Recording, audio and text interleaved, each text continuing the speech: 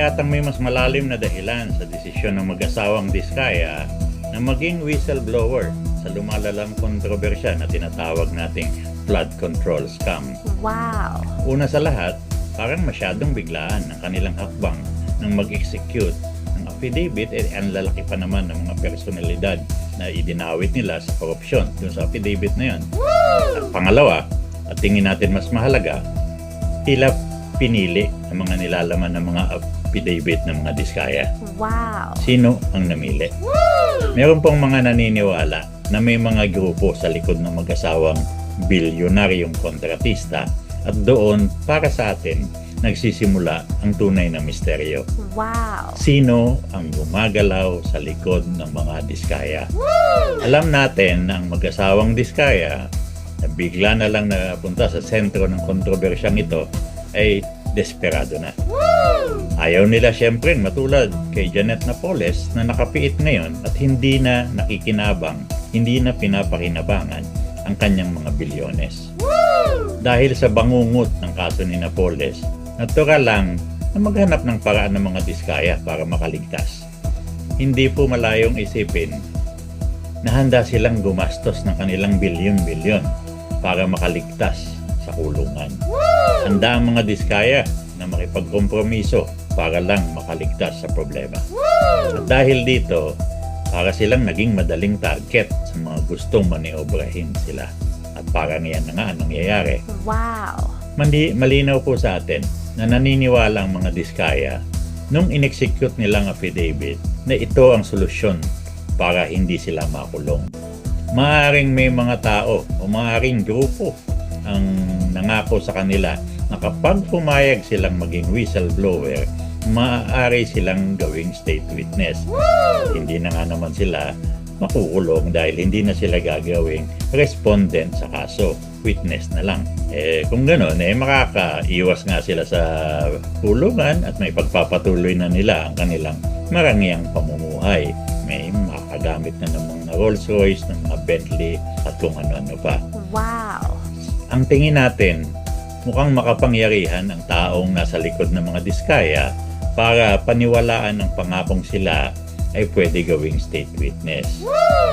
Makatarungan ding isipin na ang nasa likod ng Diskaya ang kumontrol sa pagsusulat ng di umano'y tell-all affidavit. Wow! At dito lumalalim ang misteryo. Sino ba ang tumulong sa paghahanda o sino ba ang nagdikta ng nilalaman ng affidavit ng mga Diskaya? Wow! Makatwiran bang paniwalaan na habang maraming miyembro ng House of Representatives ang sinangkot sa korupsyon doon sa Diskaya affidavit, pinangungunahan pa nga ni Speaker Martin Romualdez, wala ni isang senador ang nadawit? Bakit walang opisyal mula sa DPWH o mambabatas mula sa nakaraang administrasyon ang isinama sa affidavit? Hindi ba't ang mga Diskaya ang pangunahing kontratista noong panahon ni Pangulong Duterte? Wow! Ang pinakamalaking tanong, minamanipula ba ang mga Diskaya ng isang makapangyarihang personalidad mula sa Senado o kaya mula sa nakaraang administrasyon? Wow! Misteryoso rin para sa atin na matapos ang pag-amin ng mga Diskaya, wala ni isang senador ang nagtanong ng mga tingin natin tunay na katanungan. Walang nagtanong kung personal ba nilang iniabot ang kickback kay Speaker Romualdez sa mga kongresista o sa mga opisyal ng DPWH. Wow! Kung hindi nila inabot kay Speaker Romualdez sa congressman at mga opisyal ng DPWH yung mga sinasabing kickback, kanino nila inabot? Sino yung fixer? Sino yung middleman na nagbigay ng mga bilyones para sa mga proyekto? Paano nagpalitan ng kamay ang pera? Wow!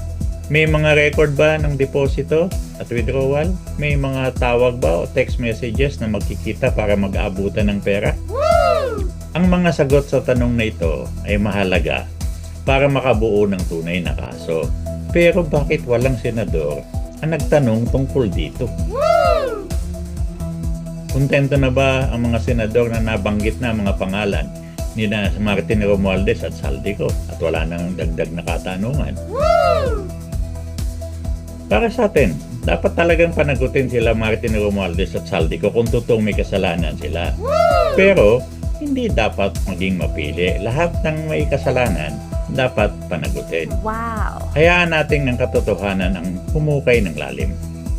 Hayaan nating bumagsak ang palakol kung saan ito nararapat bumagsak.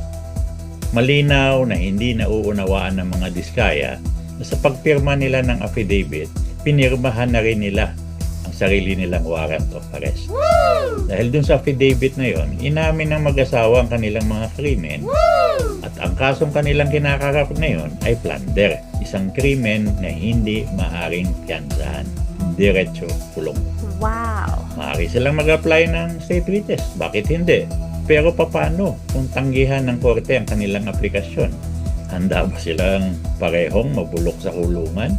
Wow. Ang mga susunod na araw ay magiging kapanapanabik. Kaya ba ng mga diskaya tagalan ang init ng sitwasyon? O isang araw, kakanta na lang itong mag-asawang diskaya ng isang mas mahabang awitin?